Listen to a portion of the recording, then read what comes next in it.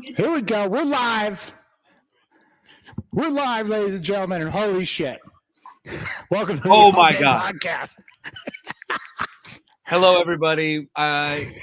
We've been, oh my God. Okay. This would be the most Seahawks thing of all time. So we had to go live early in case it happens. This is the wildest shit, though. 6-3. There's 31 seconds left. It's second and 10. Caleb Williams just completed an impossible 3rd and 15 to goddamn Roma Dunze, who I love. Maybe you've heard of him. But I told you on last week's live that Roma Dunze was going to do it to us. You said he would make a play? Nah, man. He's not that good. I think I'm ahead of you. Oh my God, he almost did it again. See, this is what I hate about the Amazon and the Netflix. Everyone's on different streaming. It might be already over. Yeah, Ryan Mahoney, Merry Christmas all day, fam. Everybody. Rom, I see you up in there. Why did they do it? Why? Why did they do this? Why did they do this to me? Hey, why? I don't know. Why? I'm trying to enjoy my Christmas vacation. What are they doing to me? What are they doing? Hey, someone hit the Buffalo Wild Wings for overtime button, and this is what's gonna happen, man. We're gonna fight through this together, fam. Get him! Yeah, you guys are definitely ahead of me. Don't you spoil it for me. I'm about to mute you. I'm about to mute you guys. Let me pull this lighting up. I think I'm live. Am I live? I hate you. Yeah. I'm hate so this team so much sometimes. I'm so behind. Sorry. I hate them so much. Yeah, welcome. Welcome to my life. Well, we have friends over. Welcome to my life. This is what it's like being a Seahawks fan. Welcome. You're trying to tell everyone you should win the division. It's 6-3 against a team with 9 straight losses. Wait, so then bottom of the ninth. Caleb Williams is up. They're not going to kick it? 4th and 10. Oh my God. Well, hey, you know what? You could tell me what happens. Katie's here. I'm behind. What up, Katie? Hey. My heart's beating like I just stole something. MV, strong 2016 and 2017 vibes with this team. They're not going to try to kick it. I mean, I guess 4-11. They're just playing for a draft pick, anyways, right? Oh, they don't actually. This is where, ladies and gentlemen, they actually don't want to win this game, anyways. Alina, low on that KJ Wi-Fi. As soon as this game's over, I'll walk inside. But this has just been nuts. And I've been trying to almost ignore this game while it's been on. It's been one of those games where I've just been sort of, if I look too much at it. See, this is why I hate streaming.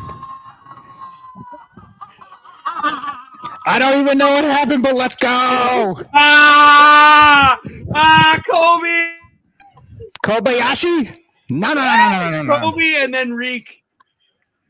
Oh, you're gonna love it. Here, ready? Good. Hold on. Now let's watch. Give me the play-by-play. Give me the Rabel. Give me the play-by-play. Watch it. Caleb drops back. He's pressured by Kobe. There goes the pass. Ball's up. It's Reek with the interception. Holy catfish, ladies and gentlemen. Baby. Holy catfish. That is Seahawks football, baby. Yeah. Oh, my God. There's my dog that everybody's yelling at, right? Oh, Reek. If he wasn't 6'4" with the 40-inch vertical, I don't know if he jumps over Keenan Allen and gets that. That's all I'm going to say. Backflip by, who is that? Is that Cody Young? Mahoney with the holy catfish. Rom deep with the holy catfish. You already know. Guys, this team. Oh, every time I think I'm out, they pull me back in. That was his first interception. Danny G goes, you took the suspense out of the whole play. I'm sorry. You actually have slower Wi-Fi than me. Congratulations, my brother. His first interception. Seahawks win. It's final. That's a final. That's a final. When's the last time we've seen that? That's a final from the Windy City, everybody. 6-3. Your Seahawks win in 9 innings on the road in Chicago, and they keep the dream alive. Welcome to the All Day Podcast. Let's just get right into it, Brett. Wow. I don't know what I witnessed there. Like, I'm talking about the whole fucking game. Like, I don't know if it was stellar defense. Actually, I'm positive it wasn't. I think it was by us, but I thought it was pretty inept as an offense. Like, I don't even have the stats, but I know on the first drive, we ran it 7 times, walked down, and got half of our points, ladies and gentlemen. Half of them. Yeah. And then we just decided to ban the run for who knows why. I mean, this has like been this recurring story every time. And this time, fortunately, we're smiling, even though we still need help. Go Cards. Didn't think I'd ever say that. Go Cardinals. I didn't ever think I'd say that. Like, here I am, like, cheering my ass off to beat the Chicago Bears. I mean, I know any given Sunday, but, dude, right? Come on. Like, it would be the most Seahawks thing ever to just have this game go the other way on us tonight on prime time, the night after Christmas. With a 4-11 team. To a team that like, doesn't even belong. You know, I mean, come on. They've already booked their trips to Cancun, brother. And I'm with you on this one. Okay. So, yeah, I know. Everybody knows I am Eric Morales. Who is it? Alien Wizard. There's a lot, right? Yeah, I know I am the president of the Geno Smith fan club. All right. And this was a very tough one to back him on. And so I'm going to admit when I'm wrong, but I'm not a fanboy, Alien Wizard. I go off facts, right? So this was a bad game. However, I don't know another quarterback that's done more with less. Just name one. Put him down in the chat. Let me know, because I can refute everything with facts. I deal off stats and facts. Listen, people, I hear them sometimes, right? But this season, this is what we got. So they Sam won. Darnold? Hold up. I'm going to kill this fucking conversation. Okay, yeah, go ahead. 6-3. I'm just saying, Lizard, like, you're dead. You're done. We can have the conversation about Geno long term, which we will have, and this offseason especially.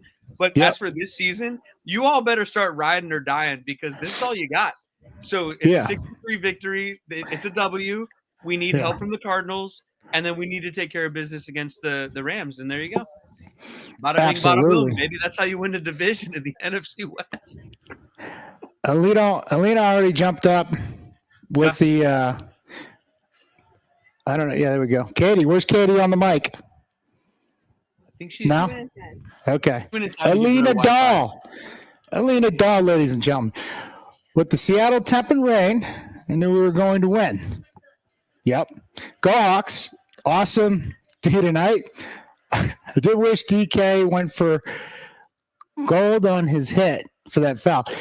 Yeah, I know what you're saying. If you're going to hit him really fucking hard, right? Right? Like, if you're going to do it. So I'm with you on that, Alina. All right, Brett, you got this one. Who else we got? Oh, Alina popped up with the next one. Here we go. Keenan. Keenan. Only Seattle can be mid versus the Bears. But Keenan, your boys here called it, dude. We called this a week ago or whatever the game was. I knew this was coming. You could feel it. If you thought we were going to walk in there and just win 38-3 and then walk out of there with an easy victory tonight, you're crazy. Yeah, the shirt we should have made was Monsters of the Mid. Not Monsters of the Midway, Monsters of the Mid. Because you're right, Keenan. But Alina asked another one. Where'd it go? I don't even know how to hold on. Up. There was more to that. I feel like I didn't get all the way into Keenan's. Yeah. Where'd the rest of it go? Hold on, I'm walking past the kids. Okay. Beautiful defense, into the home studio. Okay, only Seattle can be mid versus the Bears. Beautiful defense. I'm a rational Seattle fan. Grub, it's time. Is Mike McDaniel available next season?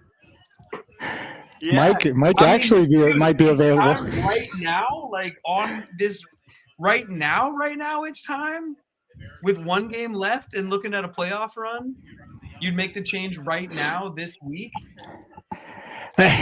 You can't, but it's like, I mean, at least jump on the headset and be like, yo, bro, we averaged 9.7 and 6.2 with each of our running backs. Maybe run the ball. Maybe run the ball. Like, you are the commander in chief. Like, you're calling shots. So, like, at some point, you just got to step in. Yeah. You know? Yeah, That's all I'm saying. Yeah. Yeah. Can you hear me? Yeah. All right. Loud and clear, I Ghost think you Rider. can hear me. I can hear you. Yeah, we're Yeah. going. Look, that was seamless. Did you see that game? Yeah. That was like Saturday Night Live or something. We're live. We're walking and talking through the hall. You see that, ladies and gentlemen? That was some production value right there. What else we got here? Who's up next? Well, I think Alina, we might have skipped one of her questions. She had two back to back. Oh, The here's schnoz We'll get up there. in the house. Alicia Katie's plugging in wires, and my kids are running around playing laser tag in the Schnoz. dark. Like, it's a Christmas break around here, man. My house is like the first scene of Home Alone right now. It's ridiculous. And Okay. you're Kevin McAllister. Okay. Yawn. Had more fun folding my laundry. I Look, don't blame you, brother. I don't hear blame you. I hear him, but can I play devil's advocate because a W is a W? Yeah. My heart was beating. I was entertained. It was a DS game. That stands for dog. Katie. Shit. You know? Yeah. But we won. We're still alive. Let's be positive. We're on the road. It was in the rain. Ugly game. You had to win, and they won. So if we can take a deep breath, the All Day Podcast has always been the voice of reason all season long. If we can all take a deep breath and sort of, can we laugh at it yet? Yeah. If your heart rates come down, then yes. What doesn't kill you makes you stronger, ladies and gentlemen. That was so Right. Seattle, dude. That was so Seattle. I mean, Oh, all of it. All of it. Yeah. It's just like, why? And it wasn't even great defense by the Bears. Like, Yeah. I was actually horrified yeah. that we didn't have at least 17 in the first half. Never mind 6 for the game. We should have had 17 in the first half. You get down to 3rd and 2, and you go empty, and we almost throw a pick. And look, this is where everybody that gets on me for saying Gino's awesome. With everything that's going on, red zone, he's had difficulties, like tough time. Like JSN was wide open. JSN had a couple of catches today, but defensively, man, Big Cat, Chenna, I was scared when he limped off the field. Shit. Everybody. Jay Reed. That's the second week in a row. Jay Reed's been kicking ass, taking on double teams and still getting pressure. The Legion of Spoon. All right. Because every time I look up, it's him. I don't see anybody else. I just see one man beating the block and making the tackle. Oh, look at the ambiance with those lights. I saw it. That's a good line. I hit the That's I real hit the production. lamp, baby. Light the lamps, dude. They won the game. It was super ugly. But there was some positives out there. I mean, it was the Chicago Bears. However, there was room to run the ball when we did run the ball. So that's a positive. We wanted to see that, right? I like that from Zach Charbonnet a lot more than one carry for -1 yards or whatever last week was. Yeah. Well, and I give Sharps credit. He's running hard. We are, because there's, I've done some radio this past weeks and stuff and other shows and stuff. And everybody's like, well, is Sharps better than K9? I couldn't tell you, ladies and gentlemen. I know the numbers tell part of the story. They don't tell the whole truth. I don't think I've seen one single power ran with K9 or counter or anything. Like, so you can't, it's not apples to apples. Like, you have to compare it in like terms. And so, Sharps ran his ass off. His elbow's been jacked up for like 4 weeks. He's had that brace on. He had an oblique strain 2 weeks ago. Like, what a gritty performance. Just a tough dude.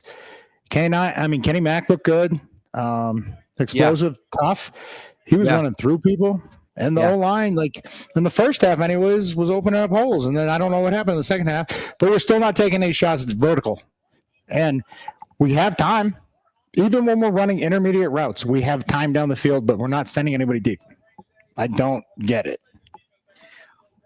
Was this a bit of a Thursday night game, though, also? I mean, I know it's our Seahawks, and so it feels like it's a very Seahawk game, but Thursday night games are always kind of a bit ugly, especially the day after Christmas and whatever. I'm not trying to make excuses, but I think this is one where when you come out of it with a win, you do have to sort of just like stand on that win a little bit, no matter who it's against, because the NFL is the NFL, and especially a team that hasn't won that many in a row, they got to be extra motivated, actually. So, maybe I'm Johnny silver lining, but I think despite the schedule, another 3 games in 11 or 12 days again, right? I don't know if anybody else has had that like us, maybe 1 or 2 other teams, but I'd be interested to see how they fared. Yeah, we had it early this season, we had it here. But I think everything kind of worked in our favor. Like, we got away from our family on Christmas, which sounds horrible to say, but it's like we have playoffs in mind. We have, postseason at stake. And, the Bears, they don't have much going on. This is just the facts. So them being home with their families and like really enjoying the moment, probably if it was reversed, I don't know if we would have won this game. If they came to Seattle, and we had Christmas on our mind and all the stuff, I don't know. I really don't. Yeah, this would have been one that we drop at home or late in the season. This feels like the correct storyline. We dropped 5 out of 8 at home. So I prefer going on the road. Let's play some stats here. And thank you to everyone for joining us tonight before we get going on this, though. Thank you all for being here. Thanks for jumping on early. Make sure you're hitting up the super chats and all that and loading it up, and we'll be here answering your questions and comments for as long as you're here. So shout out to the all-day family for showing up strong. Charbonnet, let's talk running game, okay? Yeah. 15 carries, which is what we want to see, especially after last week. But to your point, they kind of went away from it late. 57 yards. McIntosh, the 7 for 46. I mean, these are good numbers, albeit the Chicago Bears. Weren't able to turn it into touchdowns. The red zone offense is still a question mark. You want to throw it all over the yard? Go ahead. But like we ran it 7 times on that first drive. So I think it was like Mac got 4 or Charles got 4 and Mac got 3. They were both averaging 9 and 6 respectively. And it was just like, if it ain't broke, don't fix it. Like, so why are we all of a sudden? And then there was 3 straight third downs. We went straight, just outright empty. None of them were successful, partner. like I just don't. I wonder what goes on the headsets. Right? Like, yeah, Katie. Can I jump in? Of course. Okay, please. Because you just said headsets, and Yeah. I have a request. Sure. Because we're talking about headsets. Lofa, will you back your microphone up from your mouth just a little bit, please? No. It's just that I want to start the show, and I want the show to be so good. We are. I know we have. We're and in. we got to do like Bet Online live reads and like How's that, Katie? Is that good? Is that Is that good for you? things that need to happen, and I just wanted to jump in. Listen, we're reacting live, Katie. I know. This is and what I the kids love are it, into. and I love Yeah. We're jumping on the stream. We're Yeah, going yeah, live. Katie, could have Through the door. No, I love it. You know, I love it. Shout out You to could all have the- also jumped on at 7:45 when we said to, not 7:50. I'm just saying. Just saying. Right. You're so right. You're so right. Is that better? It is. Thank Okay. you. Yeah. Okay, so some Bet Online. Bet you guys want to Online? talk about Bet Online? I guess so. BetOnline.ag. Use the mobile browser. Use the app, whatever. It's available in any app store. You can wager on anything in the world of sports. They're the #1 world's most trusted betting website. Use our promo code. Believe, BLEAV. all capitals, for a welcome bonus on your first deposit. It's Bet Online. Katie, do you have a comment there? What's next? Yeah, I hope you hit the under if you did do that. Was it? Let's see, 6-3 Alex, final score. Shout out Jake Curran. That is it. I see you, Alex. That's funny. What else Yeah. we got? And yeah, shout out Alex. Shout out Jake Curran. Thank you for the penalties. And who was it? Johnny Langston, all day family member, pointed out. He's like, hey, they shuffled up their O-line. Johnny always hits us with the stats. And he called a Chenna sack. Chenna did get a sack. And just glad Chenna didn't get hurt. Like, because he limped off the field when we had 12 men on the field. And I was just like, oh, God.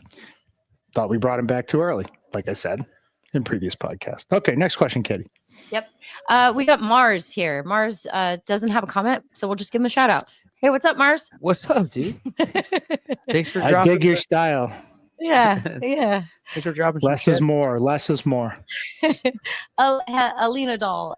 Hey, this is our first Thursday night football win in a long time, so we should be happy.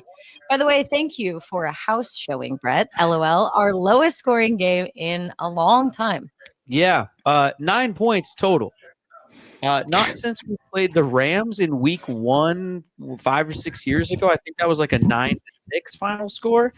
This is not that many points. We tied them 6-6. No, Arizona. We tied Arizona 6. I was coaching.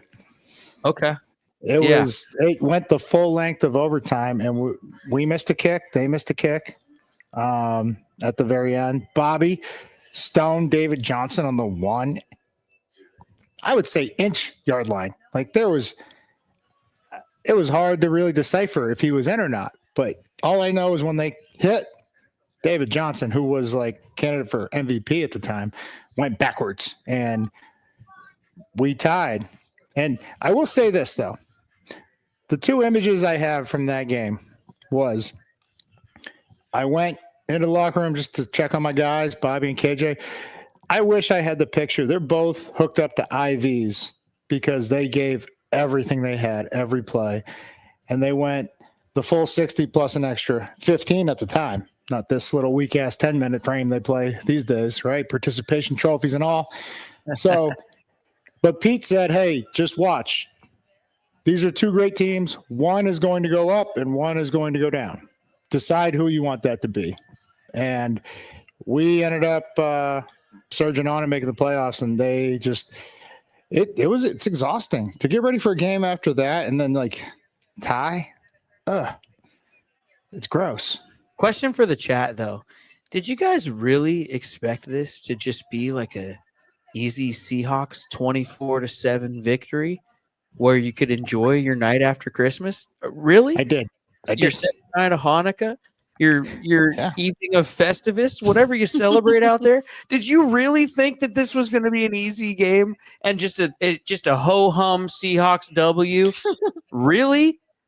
Answer the question. That's not rhetorical. I really need to know, because I all day was nervous, and then while watching it, purposely kept looking away, as if I looked at it, I would scare the team away.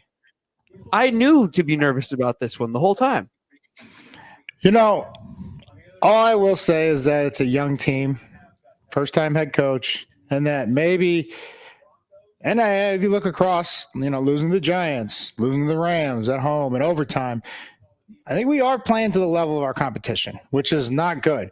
But guess what? The good news is when we go to the playoffs, if we go to the playoffs, they're all good. So we're going to play good. Is there such a thing as an embarrassing win? I mean, in a true competitor's mind, yes. But if there's a moral victory, there must be an embarrassing win, right? Absolutely. No. Amen, brother. It's just like, damn. Or a moral loss, I guess. Like we didn't deserve to win, but we somehow eked it out. Hold on. Let me move the drone that was left on the. Sorry. I'm telling you, dude, it's a madhouse. Yeah, around here. it's crazy. All right. So, also, all day listener Dr. B called it a pitiful win. Oh, come on. Like now. it's kind of. He said, "I'll take the pitiful win." Oh, yeah. I mean, I'm gonna take it. Now, don't get me wrong. Yeah, I'll take rather, it. Yeah. Rather Wait, have do the dub. Are they're skirting the chat? Well, Katie's you getting- know. there's a hotline over here. Mitchell Bonner says the Rams had a 0 touchdown to win too. Yeah. Mm-hmm. Yep. That's true. Wait, what happened? I missed that one. He said what? Wait, Mars actually has a comment. Mars does have a comment. Yeah. Go ahead. A win is a win, and our first primetime game win all season. Yeah, that's right. That's the spirit. I like that attitude, Mars. I do. What's the mood like on the plane with a win like this? Versus, I mean, is players able to just kind of go like, "Nah, man, that was a win," and just sort of, I mean, mentally, because you guys are mentally tough, man, and all the training. I mean, there's a lot of mental training these days. Like, are you able to feel this one as positively as they should be able to? Because in the grand scheme of things, I mean, they don't keep score in the aggregate in the NFL. It is a win, and that's really all that matters. No, absolutely. All right. The only stat a true competitor looks at is the win-loss, right? Did we get the win or not? And from there you learn, right? And you get better. But no, it's hard to be happy, like, or even hopeful, right? Like, so if I'm on the plane, like I'm trying to think back to a time where we eked one out and just felt disgusted as I do now. I can't quite remember. It had to be 2010, right? And we brought it up so many times. It kind of feels like 2010 all over again. Although we actually have a winning record. So, like, you know, we were losers, literally losers, 7-9.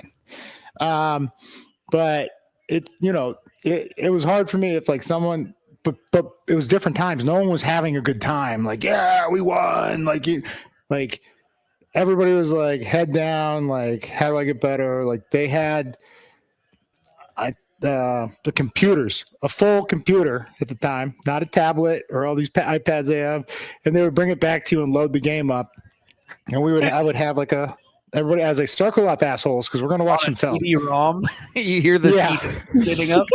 Yeah, insert the CD. But like I was like circle up because we're gonna watch this right now. We're all gonna relive this pain even though we won, and it's just And I don't know, by the grace of the football gods, like we beat the defending champions, the Saints, Marshawn and Beastquake, right? But like, yeah, it's not a good feeling limping into the playoffs, and it's hard to say that when there's a winning record. Like we literally limped into the playoffs. Like we lost a lot of good men out there, and. Just it's not awesome. It's just not very confidence is everything, and it's very defeating to the confidence when a 4-11 team takes you to the brink and like even threatens victory at the end. It's just like, come on, boys! Like we're obviously not that awesome. Somebody's commenting that the Browns game in 2011 was a 6-3. Do you remember that? 2011 Browns at Cleveland. I don't remember. Cam had a beautiful hit on Kenneth Ogbenaya, open field. Oh, I'll send you guys some links. Great memory, whoever said that. Okay, that's bringing up. David the Heater Hawthorne had a beautiful interception on a corner route. Huh. Yeah. All right. But that was actually good defense. Like we had good defense. The Bears did not play good defense, and they gave us fits. Ryan Mahoney, Eugene with a hurt knee, 17-23, 160. Spoon played out. I do give Gino credit. I mean, but like that one run, I mean, he probably could have ran for more. And I'm just speculating. And this is a man with an injured knee, but it's just like, okay, if you do that once or twice, and then Caleb saw Gino do that, and Caleb started running. And I was like, oh, God. Like, because I know Gino's not going to keep running.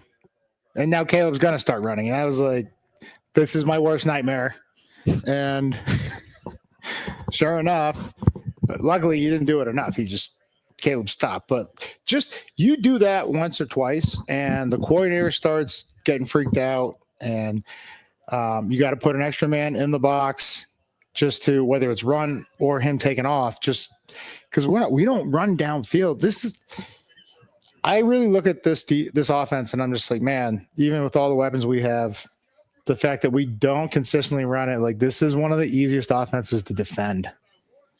It's Fauna H says the Bears had nothing to lose. They were playing their hardest. Crap game. Yeah. And day after a holiday on the road, Chicago, bad weather. Ugh, it's had all the makings of a trap game. yeah, I respect that, Fauna. I don't think they really tried to win. That's the thing that concerns me the most, is like, because they're really worried about draft pick and status, whether for trade bait or for, better, seeding or whatever. I'm still looking at the score in a 6-3, and it's just like, Don't tell that's a Roma Dunze.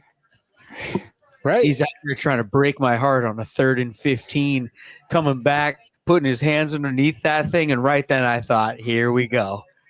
Here we go. We're going to make that Cardinals and Rams game irrelevant on prime time in front of everybody. You know what? That's what we should do. We should watch the Rams game live because it's our season, ladies and gentlemen. I don't know if you know that. That's it. This game is actually less consequential than the Rams and Cardinals, which is sad. Even us winning this has no meaning if the Rams pull it out. Right, but you better believe. Remember. Yeah. Well, no, go ahead. Sorry. I want you to remember the Cards took it to the Rams. I know it was a long time ago, earlier this season, like week 3 or 4, 41-10. So True. You're saying there's a chance. Well, and the Cardinals have nothing to lose, just like the Bears. The Cardinals have something to prove. They're all prideful, and that's a trap game for the Rams just as much as this was a trap game for us. So go Cards. Divisional? Yeah. You love to knock somebody out of somebody in your division you can spoil there. Yes. Yeah. Season, absolutely. Alina Doll, Lofa, I'm so used to seeing you in merch. Tonight, are you blank, man? LOL. They're yelling Seahawks and LOB during the post-game show. Love it. Yeah, hell yeah. People are traveling then. Is that what she's saying? Yeah. No, Nice. we're trying to get new sponsors. Tell a friend to tell a friend. I don't even know what this is. I think it's my kid's shirt, actually, and he's bigger than me, so I stole it out of his closet. That's how they wear it these days, though. An extra large is like a triple X now. They love the big baggy. That's why, yep. You're wearing the baggy stuff again, Katie. It's going to come back in style. So just if you don't ever leave it, you could be a trendsetter eventually. That's why I kept all my Jinko pipes, man. I got them. Or the covering the shoes. Yep. Yeah.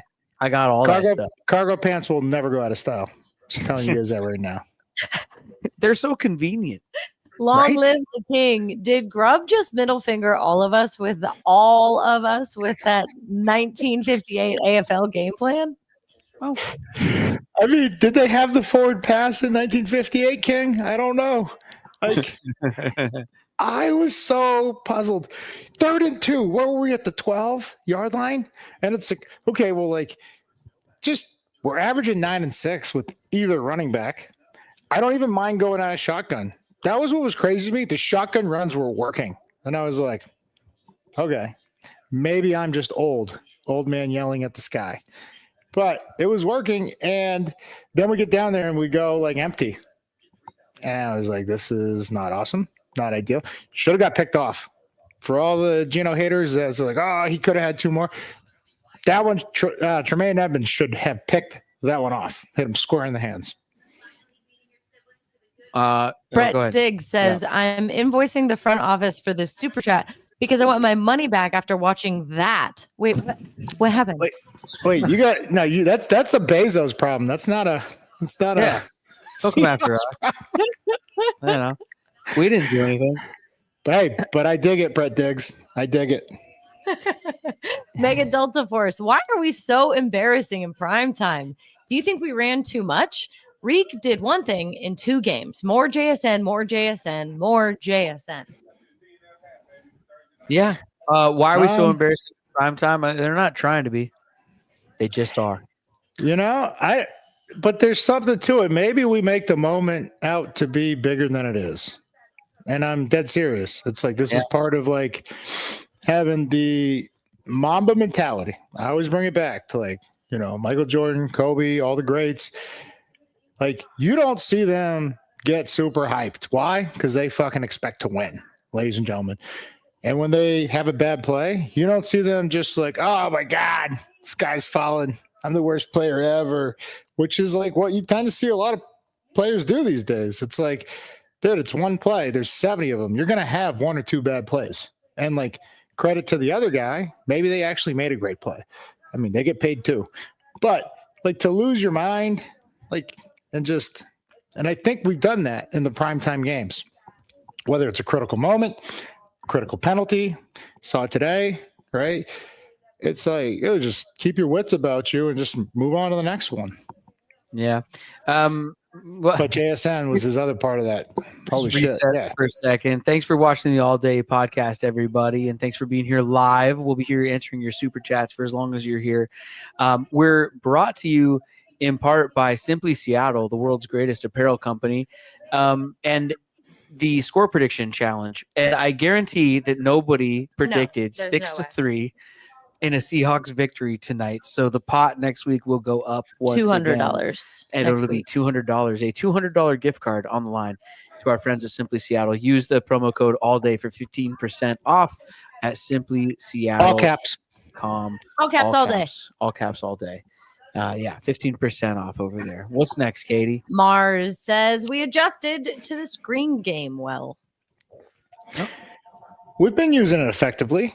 I just can't believe every other team doesn't know it's coming. It's out of the same fucking formation, trips with a return motion. It's like, do you know how many interceptions I'd have off that?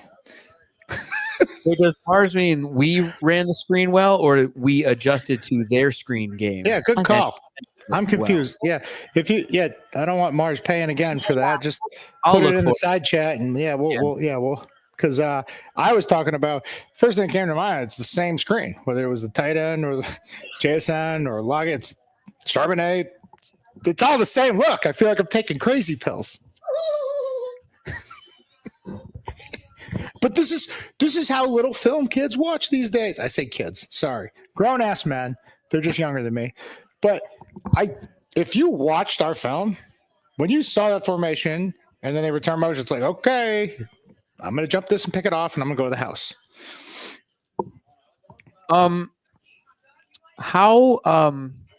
How or do we care about what all the national people and everything and all the conversation is tomorrow morning about this Seattle Seahawks football team and this product that they put on the field tonight and all the things that come along with playing a primetime game in front of everybody, especially on a holiday where everybody's at home?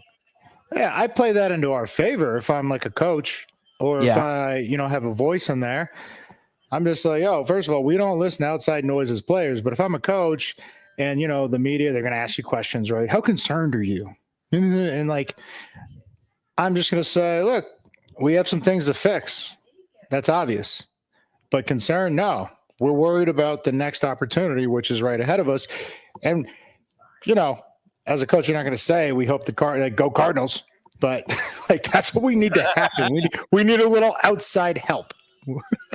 Like I asked you guys. Oh, God, but you could creep up. You could creep up on teams this way, like like New Orleans beat the shit out of us down in New Orleans in 2010, and then we had them at home, and we knew it. Like now you can't hear, now you can't check to the perfect play. Now you're in our backyard. When it was home field advantage. So there was different times, but I'm just saying, like, and even as ugly as the start of that game, I think we were down like 10 or 14-0 right away. We came back and we won 41, 30-something. I don't know. I was already knocked out by the time it ended, but I do remember hearing the roar of the crowds in Beastquake. The comment section is going off tonight. You guys are great. Copy the link, send it to your friends and family, send it to people who aren't even Seahawk fans. Who cares? Just spam everybody you know and tell them that Brett and Lofa are on right now talking about this game. Let's set another record tonight. Go ahead, Katie. Mars says we adjusted to their screen game. If this was last year's defense, we would have been terrible. Yeah, I think they caught us in we were in a man. I don't know if it was pressure or what, but they pegged us like for that coverage in terms of like, okay, they're going to be outnumbered, and they ran the receiver right across, and so there's nobody over there. But somebody's responsible for that, and you have to get to you need a KJ Wright that just spidey senses are just tingling, right? And it's tough, and they schemed us up well in that, and I think we adjusted because when it got into second and long or third and long, and you anticipate a screen, we got out of man and played a little more zone or even pressure. Next comment. Dr. Gonzo, Lofa, I freaking love you. I'm a Hawks fan thanks to my dad. Some of my earliest memories are watching you, Sean, and Hasselback tear Hell up yeah. the field.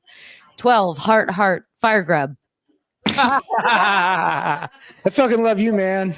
Oh man, people are done with. Appreciate you. There's a lot of Seahawks fans, man, talking this week about the coordinator, and it's year one stuff. I mean, I think there's two conversations here a bit. It's the specific conversation about the job that Ryan Grubb is specifically doing and whether you keep him as a coach or not, and that's a conversation.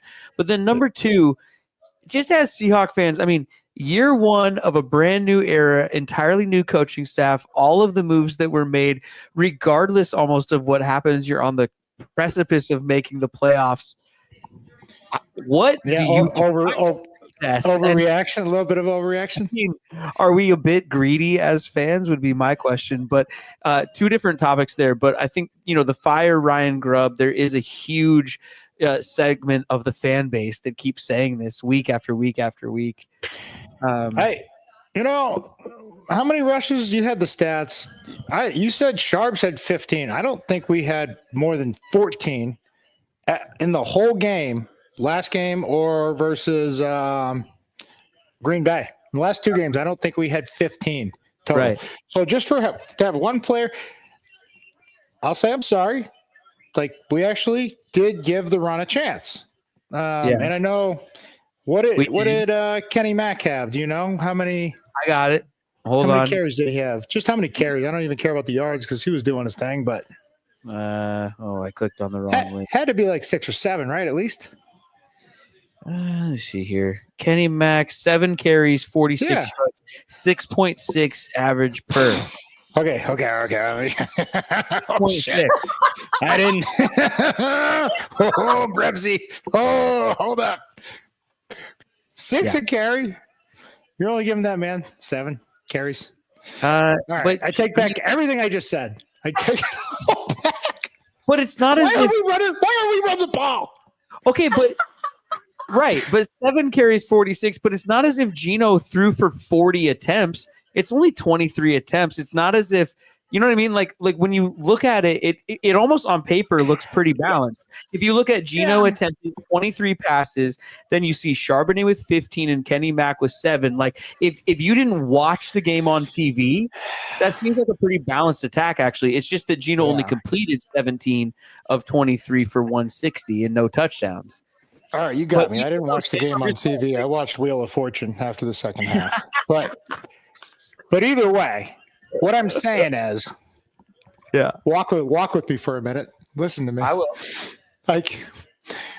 You're in a tight game. Is it advantageous to throw the fucking ball and stop the clock for the other team when you have the lead? Let's go strategically. Strategically. Yeah. Do I want my defense going right back out there? That's already held a team to 3 points. Dude, I'm telling you, man. Wasn't there only 3 points off the fumble? If you want to start strategizing this thing for this year in NFL, I don't understand any of it.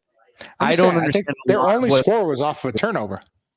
No, I'm just saying though, in general, what are coaches doing with clock management? What are coaches doing with throwing like you just said, throwing the ball when you need to run the clock out? You know what? Great point. There's a lot of weird clock management stuff. A lot of timeouts. Everyone thinks they're goddamn Steph Curry, but guess what? They're not. You No. can't launch one from half court and make it a 50% clip. All right. No. If you can, do it. Go ahead and do it. But it's like, I feel like it's spilling over to the NFL. Everyone's getting pass happy. But all I know is the teams that I'm scared about, the Ravens, the Eagles, the Lions, who've lost like 3 running backs and still have a 1,000-yard rusher in Jahmyr Gibbs. Like, they run the ball and it opens everything up. And guess what? When you go to the postseason, that's who's going to the fucking dance. Alina Doll, I would take a Hawk game any day over those games that are boring as all get out, where no one shows up. With new refs, fire the current ones, F them. Yes. Yeah, Alina. And I hear as Seahawk fans, I think we are spoiled to some extent because we could be Jaguars fans. You know, we're just no one cares at all. And year after year after year, you know, where they have 3 home games in London. Cardinals fans, you know, like as Seahawk fans, it's a bit of a luxury to get this upset over a team that is, you know, a half game away from the playoffs, basically, or whatever. Like, there are some historically bad teams. I mean, the Chicago Bears for how many years in a row now? So it's a bit nice that we get this upset over a win. You know? Dude, for a segment on there, they listed off like the last, I don't know, 8 or 10 years since Lovie Smith's been gone, who was like the model of consistency. And it was like 6 coordinators, 4 head coaches, 3 GMs. It was right. But guess what? Guess who just threw their name in the ring for the Bears job? Petey Carroll. Oh, boy. Oh, no. I can see it now. Just him whipping them into a frenzy over the monsters of the Midway and everything that it means. I mean, it just we'd be too good. Wrigley Field out there isn't there a gum? Wrigley Spearmint? I think that's probably his favorite. It's a sign, ladies and gentlemen. It's a sign. Well, and they got a Trojan there at quarterback also. Yeah. And I think it's Soldier Field. I think Wrigley Field's a baseball. Yeah, baseball. Cubs. Did I say Cubs? Oh, are you saying Soldier, not Trojan? Yeah. Oh, that too. Jay, for a team that talks so much about development in their interviews, the defense has developed. Offense has been same old, same old. Is that on Grub? Interesting. It's new staff, but the defense has developed. Why? They got a defensive head coach, and he was a coordinator. And every year, his defense was not awesome to start, right? But they finished, extraordinarily well, whether it was college at Michigan or Baltimore. And then Grubb, this is his first chance. This is his first go-around. And, I don't know. Like, it's the results are varying, especially with a veteran quarterback that had 2 really good seasons before with turnovers and everything, game management. I mean, I was just pleasantly surprised that we actually used the hard count and got a great offsides by them. Haven't seen that since New England, ladies and gentlemen. I've been asking for it every time we get in 3rd and 4 or less. That was week 2. Week 2. Thank you, partner. I unbelievable. Like, this is free first downs, and we're not doing it. Guess what? What else we did in week 2? We implemented the no huddle, hurry up tempo, and it worked extraordinarily well. And then when we came back and scored Buffalo last week, Minnesota, I think 2 of our 3 of our drives that scored were off no huddle. Hey, it's working too well. They're on to us, boys. We're the All Day Podcast. Thank you, everyone, for being here. Thanks for lending your support to this here show. Copy the link, send it to your friends and family, and let's keep growing this family as large as we can. We thank you all for being here, and thank you all for commenting. To Chad here on the side, no, you don't have to pay to get mentioned, but you do have to pay to get your comment up on the screen.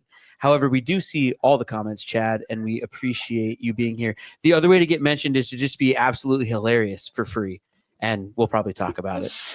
Go ahead, Katie. Get that comedy routine down. Checking YouTube and seeing you guys live was my only indication that the Seahawks played today. I thought it was Sunday. No stress, though. Glad we won. Jonathan, we need to get Siri to remind you maybe when the games are on. Is he being serious or is it a joke about the team not showing up? And also just that it's like the week of Christmas, like the time that No, I doesn't know, but did exist. Jonathan actually forget or is he making a joke about the team not showing up?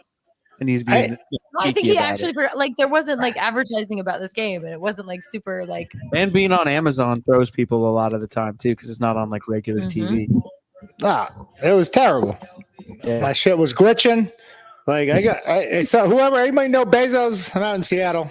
If you know him, Yeah. hit me, connect us. But bro, we gotta get some things to talk about. But yeah, no, yeah, good for you. Your blood pressure didn't move an inch at all after what I witnessed. Because holy shit. If I'm perfectly honest, if I look back through all my entire life of Seahawk games, there'd be a lot of games that I'd rather just have slept through and then you wake me up and tell me what happened. Yeah. But Hey, probably make for, like you said, lower blood pressure, yeah. better liver. Take your heart rate down a little Yeah, bit. like imagine, like what if we started a service? You know what I mean? Like you could just go fishing. You do whatever you want to do for the day, and I'll just tell you if it was worth your time or not, and whether you should, consider yourself happy that you're a Seahawks fan or not. And you could just, you just live your life. It is stressful. Yeah, you don't got to be there for all the ups and downs. Maybe there's a game you want to take off, like this one. It's prime time, day after Christmas. You're like, you know what? I got. Whoa. Well, There's no bye weeks as a fan. I don't know, man. This one? Are you kidding? This one? I mean, Eaglets. you wouldn't have missed much. Grub saw me start Sharbs in the finals. He said.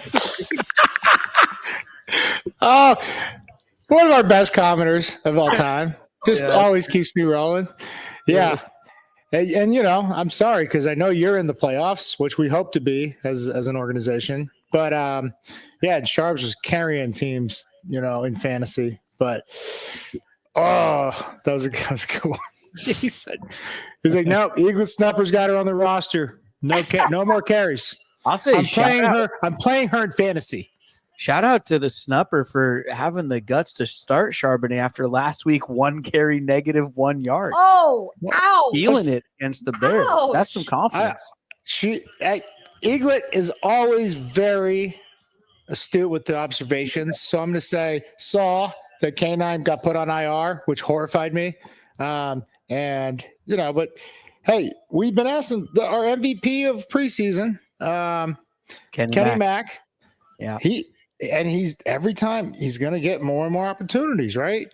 And then shout out to our other MVP, WrestleMania, Brady Russell, who always goes sleeveless. I don't know if you guys seen it or appreciate it, but he was sleeveless in Chicago, and I mean, just an absolute savage. Eaglet's got a couple more here. If the Rams want the ratings, they lose a close one. Yeah, that's true. Oh, yeah, That's right. true. I mean, they're from Hollywood. Yeah. Hey, hopefully the script writers are from Arizona. And Bears are the funniest fans in the NFL to watch in the stands. I'm going to expand on this. I don't know if you saw this, but at one point, their punter went out there who dropped 1 or 2 inside the 20. Great coverage on one of them, but the other one, he pinned him down there. And as he goes out there, they gave a close-up to a fan, and he was just shit, MVP. And he was so adamant and so passionate, like our 12s, that the entire stadium, you could hear it over the broadcast as they panned out. It was like Oscar worthy of a football movie scene. And then, but that's the fucking hilarity of it was a fan just like cheering for their favorite player, and then it panned out and it was a punter. It was just like interesting. Didn't think it would be that guy. I'm gonna say both, but more so defensively. Yeah. Both. With the screens. Yeah.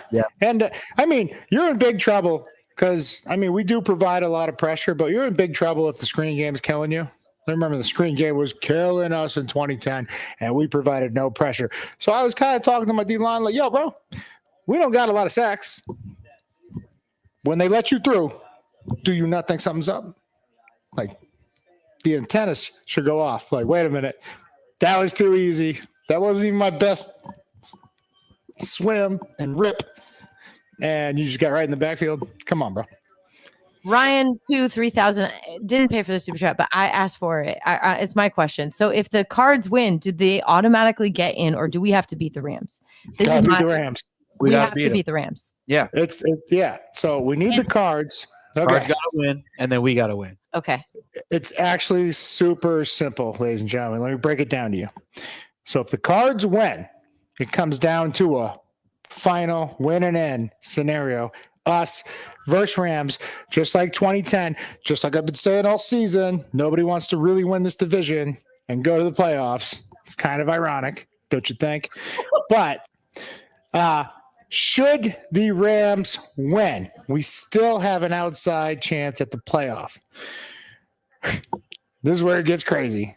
It's like we need the Commanders to lose, the Dolphins to win, the Broncos to win. It's like Green one Bay of to win. parlays. We need 4. Yes, we need 4 out of 6 teams to win. Right? So there's a chance.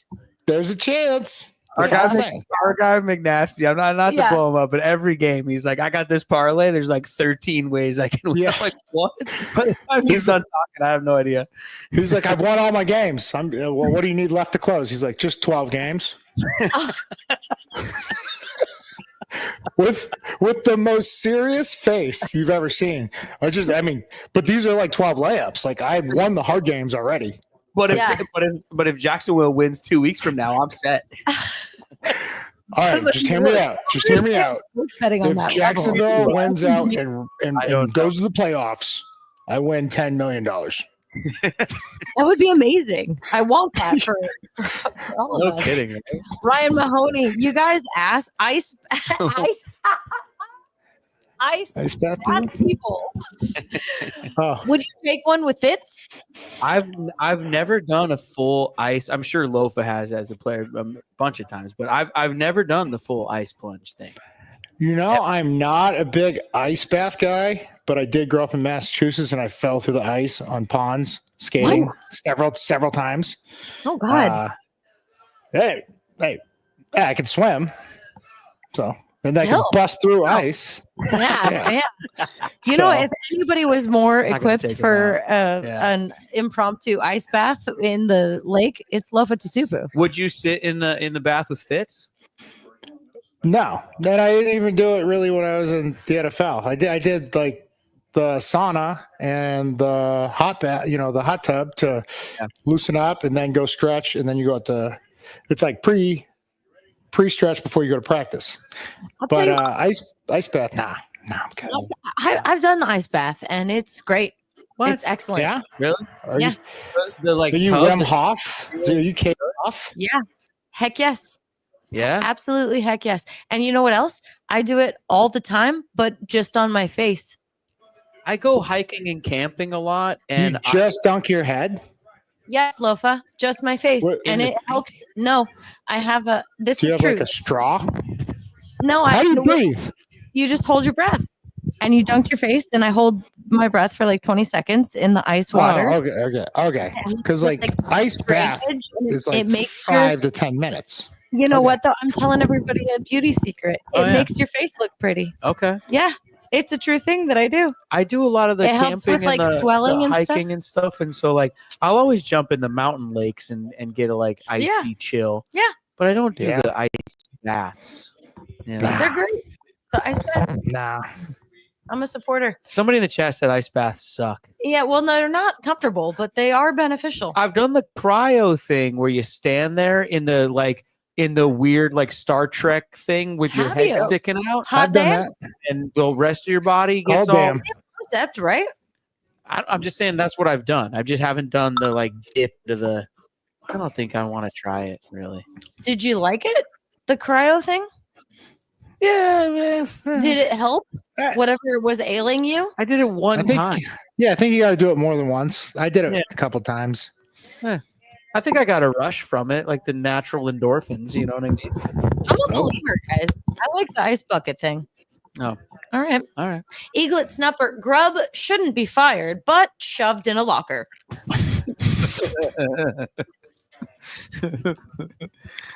I mean, yeah. Why not? Tough love it is. Tough love it is. I like it. Yeah. Just solution based. I love it. I gotta say, just to play devil's advocate for a second, because I like this for a second. But a lot of people coming after Grubb, all right? And all right, I see what the offense is doing. How many games has the defense given up? And our head coach is a defensive head coach, and then there's also a defensive coordinator, and I've never heard anybody mention them. How come all the fire of the offensive guys? The defense has given up some touchdowns and some leads late in games and given up some games. Yeah, but we fixed our defensive problems and we got better. Okay. Shouldn't you be ascending? What about last week? Thought it was a fluke.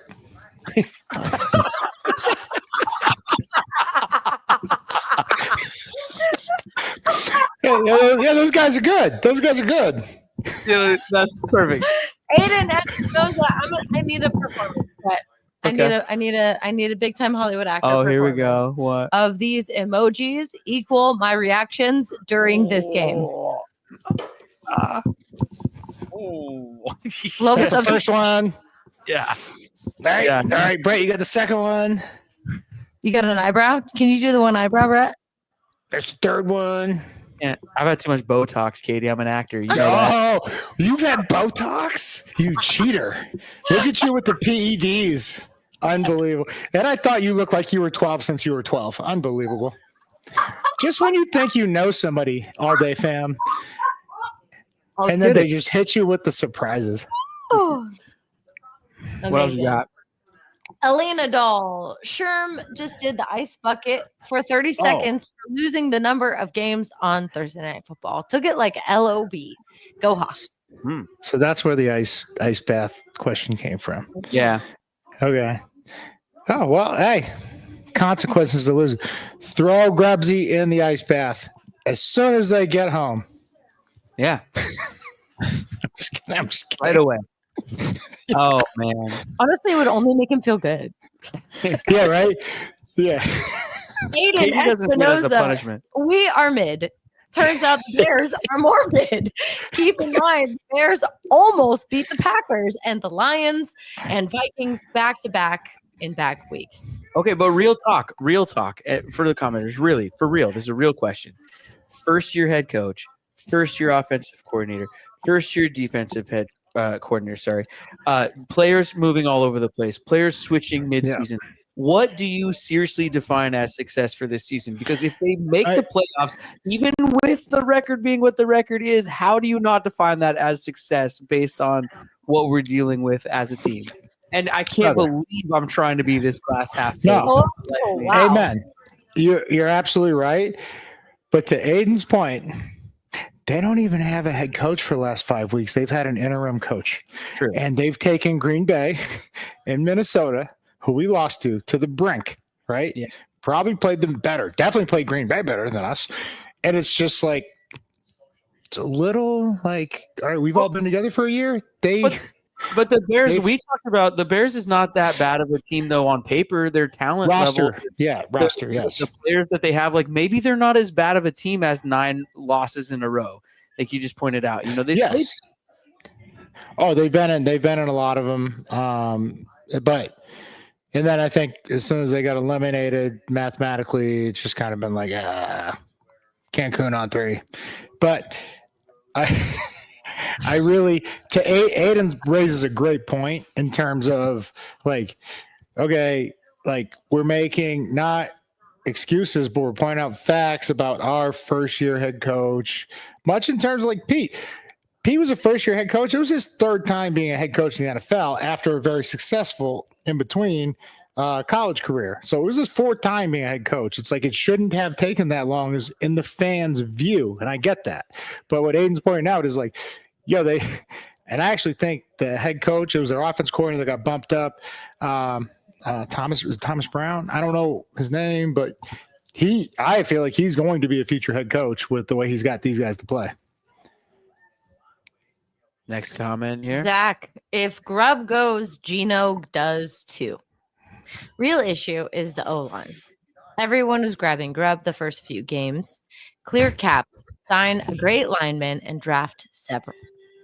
Yeah, I mean, the offense goes out and puts up a bunch of points, and everyone says he's a genius, And so this is just fans. I'm guilty. I said happy, it. Happy, sad. Wait, where was the comment? Sorry, I just wanted to get the first part, Kate. If you can.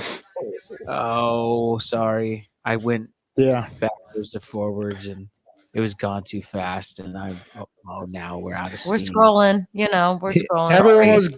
Everyone was gobbling Grubs. Oh. The Grubb goes, Gino goes too. I think, this is one of those things where we could sit here and we could have the conversation about the future, or we could have the conversation about right now. And let's do both.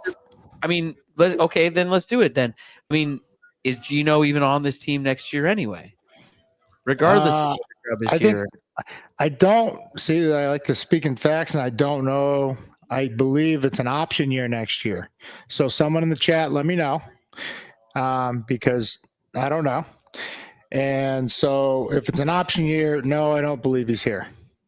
Like if they have the option and it's not going to hit that hard against the cap, and if he is at least signed through next year, there could be a draft day trade, and they could start Howell for a year after sitting for a year and hopefully learning, and then groom a replacement as you go, or even Gino and Howell could get shipped during the draft for just someone they feel can learn the system, and or what if Grubb is still here, because that was the other part of the question.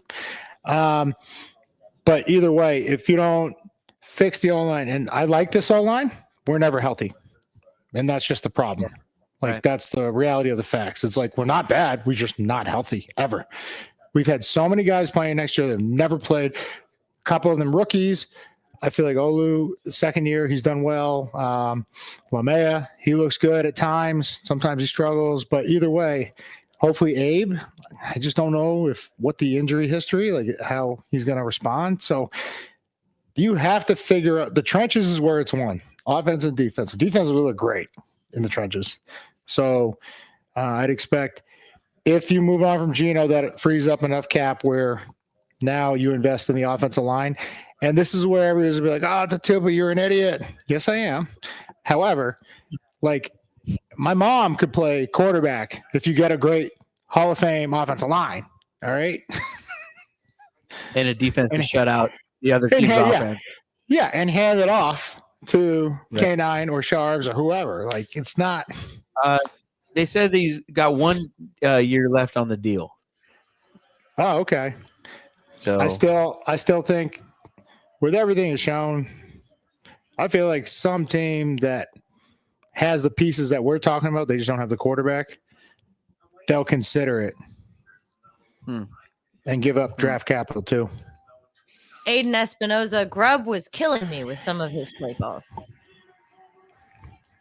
Aiden, just jump in the side chat when you get a chance and tell us what play in particular. We'll pull it back up. But first play of the game, you're going to throw it to Lockett on a quick screen, an 11-year vet who they did that later too in the fourth quarter.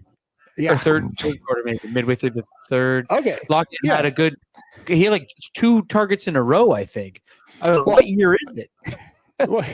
Well, it looked like 11th year on the first play of the game, because I don't it's just he hasn't been that guy just since year 5, 6. It's just not. Maybe it happened when the injury happened, when he shattered his leg, which is way downfield. So it's kind of puzzling to me. And I'm not going to question his toughness. The guy, he's tough as nails, man. He's one of the greatest Hawks in the history of the Seattle Seahawks. But I'm just saying, I know we got to get him the ball. This is not how we need to get him the ball. That's a JSN play. I don't even think that's a DK Metcalf play. Why? And we did use one later, and DK trucked somebody for 6 yards. But get DK going vertically or just on the run, full speed, and no one wants to get in front of that bullet train, man. Like no one wants to step in front of that. The linebackers will start making business decisions. How do we know that the play is not being changed at the line? Or like What's that? Oh, no, he's going. He's got probably at full autonomy, but like they're gonna calls though. Like, is Grubb being blamed for something that maybe he's not even calling in the first place? We don't know, and he's not going to throw Gino under the bus or anything like that. No, and say that this stuff is happening. But how do we know that these are the actual play calls that are being called in? It could be, but like, like if you're having success on the ground, it's not because you're checking to a run all the time. All right. It's not like it's because you're kicking ass. Yeah. And so just, hey, 26 power, 23 stretch zone, like just send them to the line with one play. That way we don't get all these false starts. We had another two more illegal procedures today, right? I know. And man, not on the line and false start. And it was just like one where we were hurrying up and we still got a false start. And I was just like, wait, what? What's going on? Well, right? I just like some of the head scratching play calls, like the 3rd and 2s, where then there's like a shot play or something like that. Like I think maybe Russ was just more obvious when he was changing the play, or we as fans felt like we could tell more. But I don't hear that being part of the conversation ever. It's always just how dare Grubb call that play call there. But maybe he didn't, and then that ended up being the play that was ran. But I don't know where it came from, and I don't. Honestly, maybe Russ didn't change a whole lot of plays. No, but I'm just saying there were a lot of fan conspiracies when things would go. Oh yeah, I know. I'm just so. And I'm just saying he didn't change a whole lot of plays. He didn't have the autonomy for a long time, like, and then he learned the system and learned the offense, which takes time, right? Yeah. In 3 years, Gino's had what, 2 different coordinators? 3? I don't know. Like maybe 1 a year. I don't know. They all have their own playbook and their own wrinkles. And you know what the funniest fucking part? It's all space and time and it's all relative. They just have different languages and terminology, which is a lot. It's like learning it's like going from Spanish to French and then English. So, I mean, I guess if we all just learn Latin, we'll be okay in every playbook. But not everybody did that in high school. Jonathan Smith, I didn't miss much apparently, but yes, I didn't know it was on. Oh, and I figured you guys were prepping for the upcoming Bears. Oh wow, Jonathan. I feel for you. I've done that several times this year though with other games, just like the Thursday night game that when they'll put like 2 or 3 games on a Monday night. It's just the schedule's all over the place. Yeah.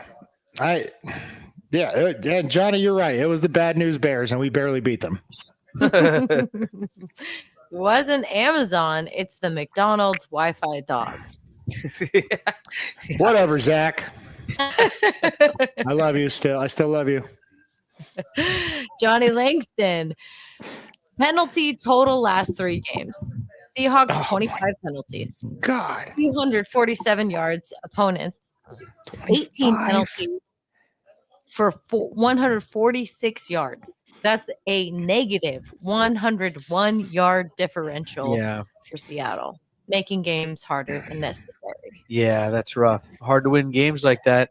They got to be more disciplined, man. 8.33333 repeating per game. Like, come on, boys. What are we doing? It's like the first rule of competitive sports. Don't beat yourself, right? And then the second rule is don't let their best player beat you, which happened last week. Well, and those are the ones that are accepted also. That doesn't even include the ones they decline. No, we caught the ball. Let's decline that.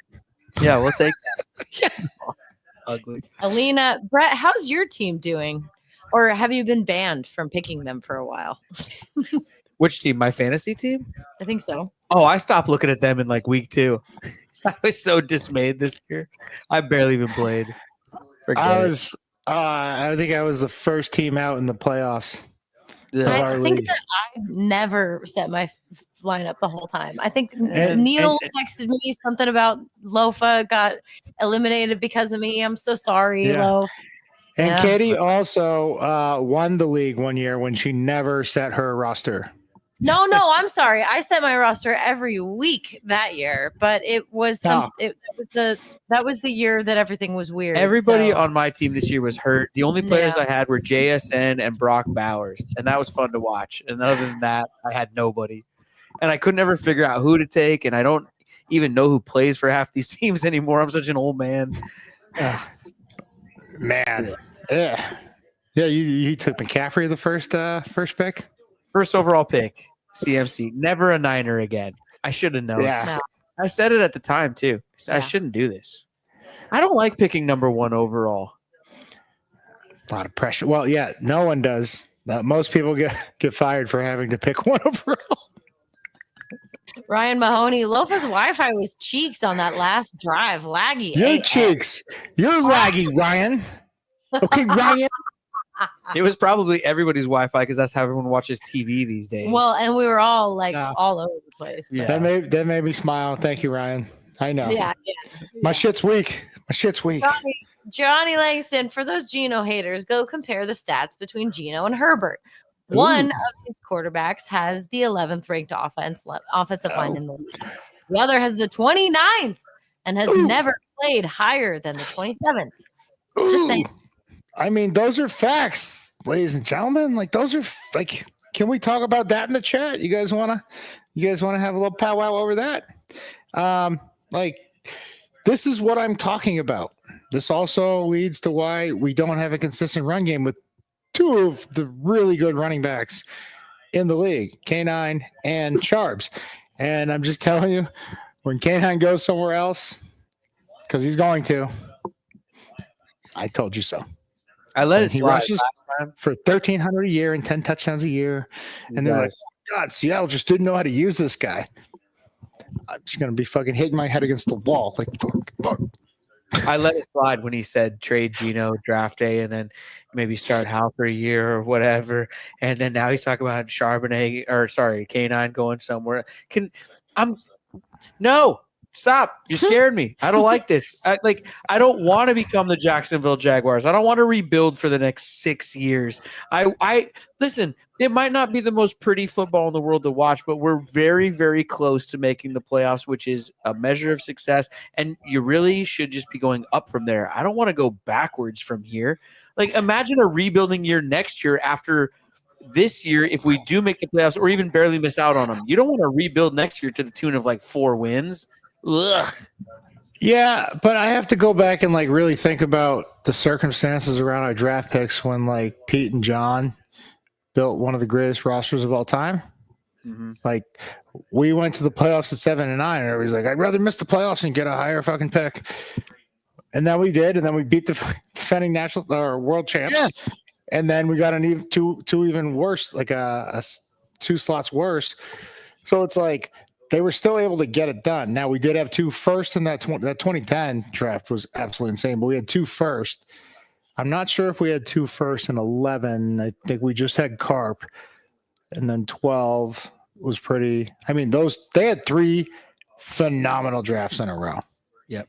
But there were some circumstances that kind of the whole league got the next 3 Super Bowl champions, which were, you guys are going to have to jog my memory. I know the Patriots, was it the Giants?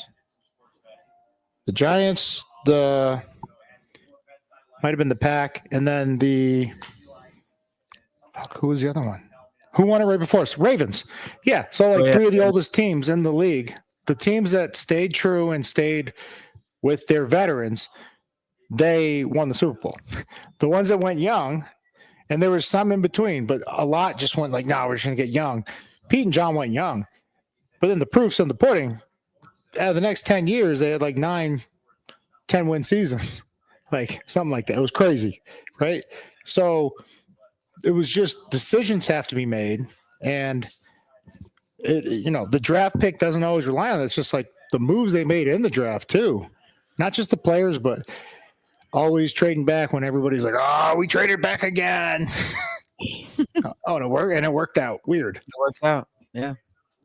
Jose Martinez, yo, thank y'all boys for always showing love and support all year. Glad we kicked it the few times I made it to Lumen. Until next year, take 12 pod. Oh, look, we're in the photo there. Aw. Look at us in the profile pic there. Look at those Look at that. studs. Rocking the all day royal blue. Take What's up, 12 Jose? pod. Take 12. Take 12 Jose. slash all day. Yeah, that's right. Yeah. But Take what's 12 up? all day.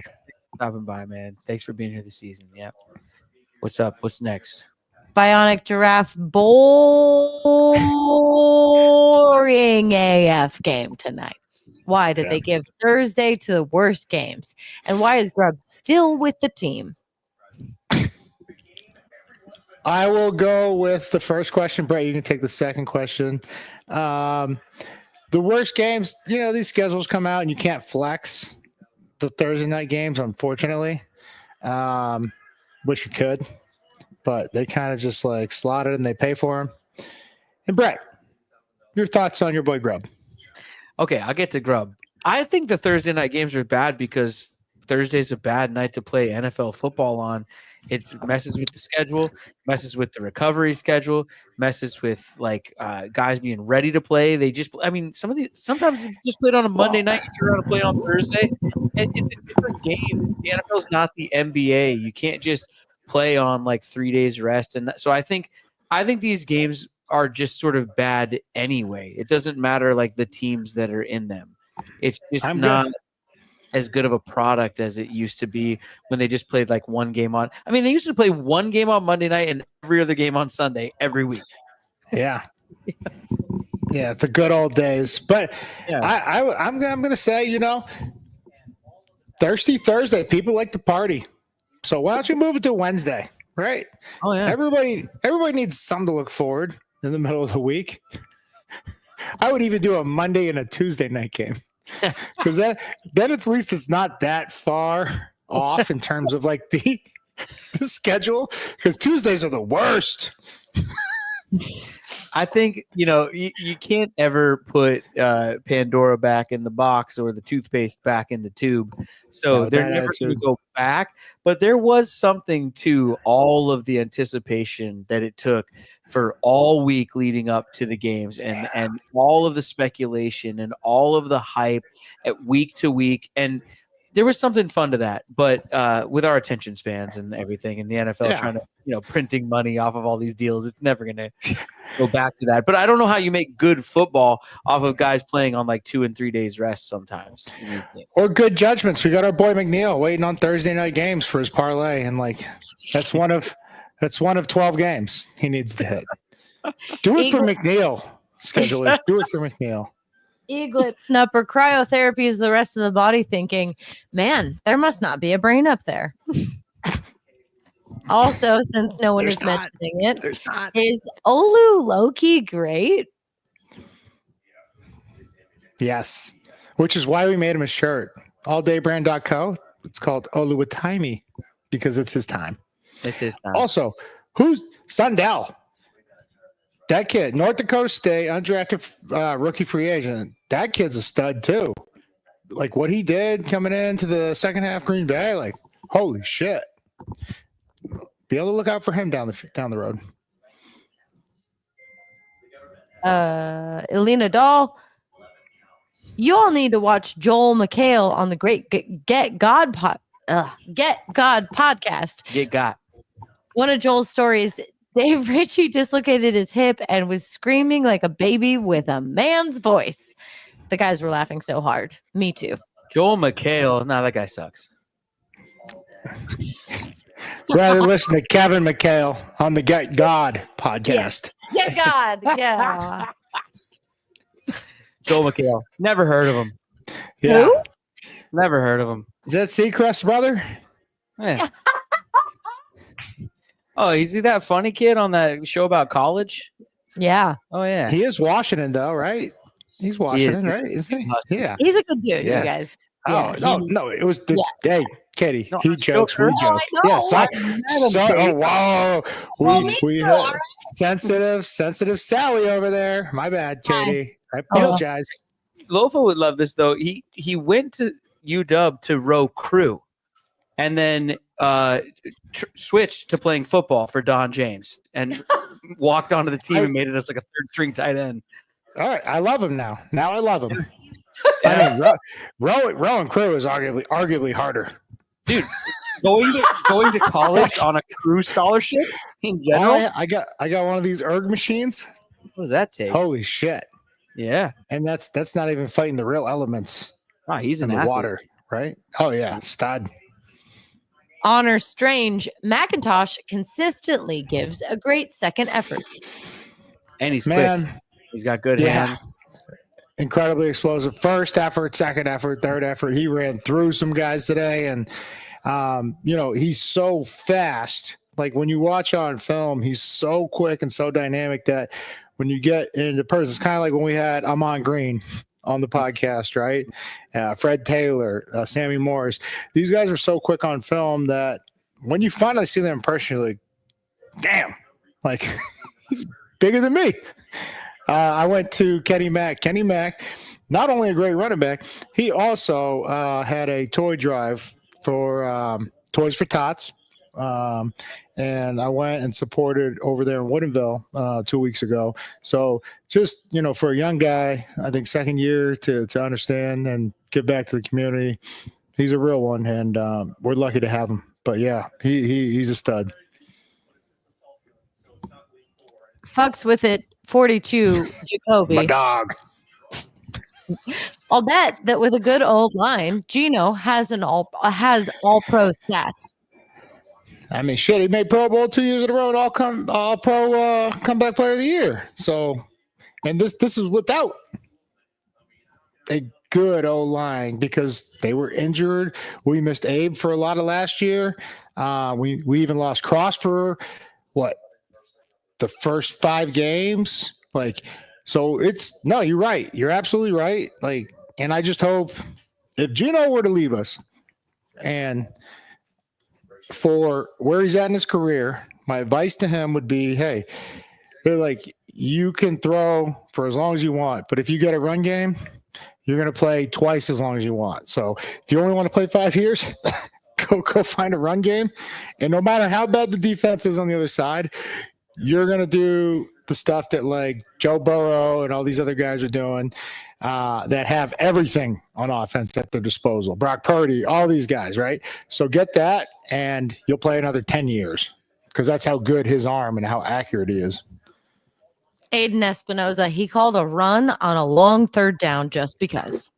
Well, that's because last week he called a shot play on 3rd and 2. So we're trying to even it out.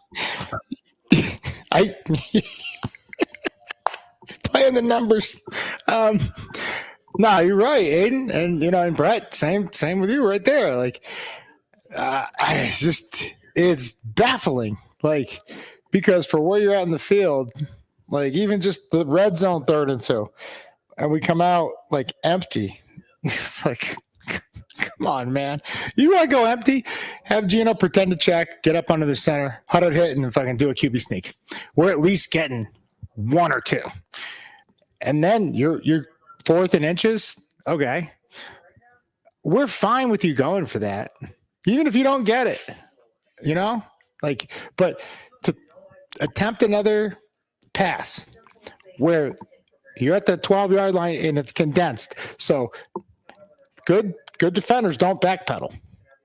They just sit and jump routes. And Tremont Evans should have had a pick.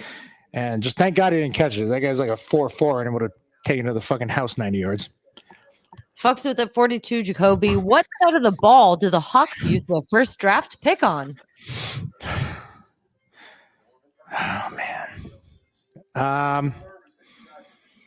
It's got to be an offensive lineman, right? It's got to be a guard, maybe a tackle, right? One of those two. I just look back at all the drafts and all the teams that are successful, and they went offensive line and they went trenches and they kicked major ass.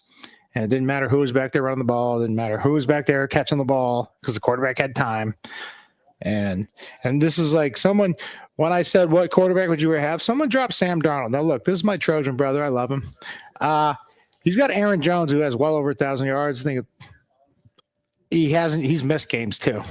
That's why I'm saying well over 1,000. The fact that he has 1,000 is kind of baffling to me.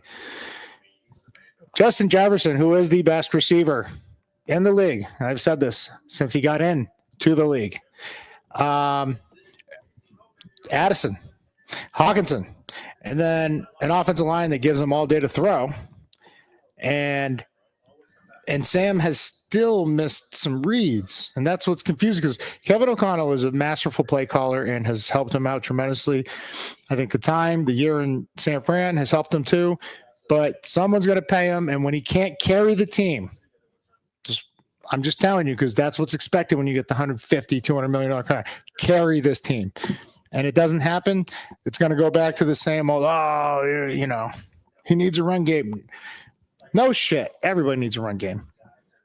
Kevin Tone, 1 dropped interception from 3-3 game. Go Arizona. Get Fields. Yeah. You want Justin Fields? No. Pittsburgh doesn't even want him. No. Like WrestleMania is starting over there. OG WrestleMania. But it's look, like Russ has a great defense and Russ has a run game. I don't know why they want running with Jalen Warren more. Because I said this a year or two ago when Jalen Warren started popping off. I was like, I love Najee Harris. I feel like all the carries he got at Alabama and then early on in his career, right after they let James Conner go, I couldn't believe they let James Conner go because he was more complete than Najee, in my opinion, out of the backfield, everything. And look what James doing over in Arizona. He's a nightmare. But Jalen Warren, it was kind of like Eckler when he was at San Diego. It's like, give him the opportunity right now. And then when it's time to pay him big bucks, it's like, all right, we'll let somebody else pay him big. And then, hopefully he does well. We hope they do well. But there's always an opportunity to come back, a year, 2 or 3 years later, right? And he'll be happy to be home. And we'll be happy to have him. The real cheese. I think watching paint dry was more fun than watching the offense this game. Yeah. Yeah, at least you get to smell it. At least their offense didn't do anything, though. Did you eat a lot of paint chips as a kid? Tommy boy. No big deal. Just slapping out of my hand. Slapping the base. Flying Clutchman. Hey, if the parlay doesn't hit, the 50-50 raffle will. That's the attitude we need going forward. And I appreciate it. That's definitely nasty, first of all. I don't know if you guys know that. Because I don't know anybody that loves the 50-50 raffle more than my guy. Yeah. Eaglet Snupper, last tonight, because this is on unemployment. Grub Cheeks. What? Oh, did it come up? What? Oh, it didn't pop up. Oh, There there we it go. is. This is their last tonight because this is on unemployment. Oh, I see. Grub is Cheeks. Yeah. Cheeks for Grub. Oh my God. Cut that out. Can we get that clean, please? What? Yeah. Cheeks. Wow. Listen, Wow. maybe he's figuring it out. You're 9 wins, Lofa, right? You called 11. So if I they did end up call 11. getting the next one, Oh, we're getting 10. I just want to admit I was wrong. Mhm. But we could get 11 because I feel like we're going to win the next one, and then we're going to win the first round of playoffs. So I'm not totally wrong, but I didn't say we'd have this many losses. So I'm wrong in that regard. I'm just excited that they got the win tonight, and so we could have the conversation that we're having rather than the other conversation that we could be having. And I think that's what we have to dwell on because some of those red zone decisions were close. Some of the bounces of the ball, some of the little catches that they didn't have, and this or penalties on a touchdown they had. This Oh yeah, in a very different way than it did. Well, that was one of our commenters. They gave a Bears guy a shout out because of the holding call. Only call Grub calling the offense is like driving with Brett. hang on for your life and close your eyes until you're alive at the end. Faster Yeah. than you think. LOL. Yeah, I but you want. still get You'll never have a safer ride. You'll never have a scarier ride. It's a lot like the Seahawks. It's a lot like the Seahawks, right? that's right. And this play calling is just hold on for your asses The because roller coaster. there's going to be a Yeah. lot of eye contact. Do you know what I'm saying? I know what you're saying, bro. Can you watch the road, please? Please, eyes forward, please. The Next thing real you know, he's going to blindfold himself. Oh, good. fish and paint chips, a real childhood classic. Delicious, Fish and paint chips. just like mom used to make. Gave the chef's kiss. That was awesome. Shout out to our sponsor, EpicSeats.com, everybody. Local Seattle company doing it well. If you have seats, if you want to get seats, if you want to come on down here to Los Angeles and get seats to the Rams game, do it with EpicSeats.com. Let them know that we sent you with our promo code, I think, from the old podcast. Still Sure, works. take 12. Take 12. They'll take 12% off when you spend 100. And let's face it, it's the NFL. You're spending 100. So tell them that Take 12 sent you. And if you're selling seats, they'll give you 12 extra bucks per seat when you do it with them. Also, Delta, go with the throw, everybody. Geno Smith only completed 11 passes, but 17 passes for 160 yards. But that would be 160 extra Delta Sky Miles if you are signed up for status. So make sure you're over 18, that you're a Washington resident, and sign up for 12 status at 12status.com. It's completely free, and it just takes a couple of seconds. You might as well get the free miles. We love you guys. Thank you for joining tonight. Thank you for being here and filling up the super chat all season long. The season is still alive. Root your asses off for the Cardinals, even though that feels disgusting. And we will reconvene next week to talk about the Rams. Programming note from producer Katie and producer Mike and everybody, no matter what happens with the Seahawks season, we will be here all the way through the Super Bowl and quite possibly all the way through the offseason. So rest assured that even if your Seahawks don't have the season that you want them to have, ultimately, your friend Brett and your friend Lofa and Katie and everybody else and Mike and everybody will be here for you all the time, right? All the time, all day. All day. Yeah. There you go. There you go, Katie. We love you guys. Happy holidays. Happy New Year. And we'll see you next week to preview the Rams. Check us out on Instagram and Twitter and all that good stuff. Bob and Fett said next year I'm buying away game tickets only. I'm a good winner and a bad loser. Pretend like the outro music is playing right now.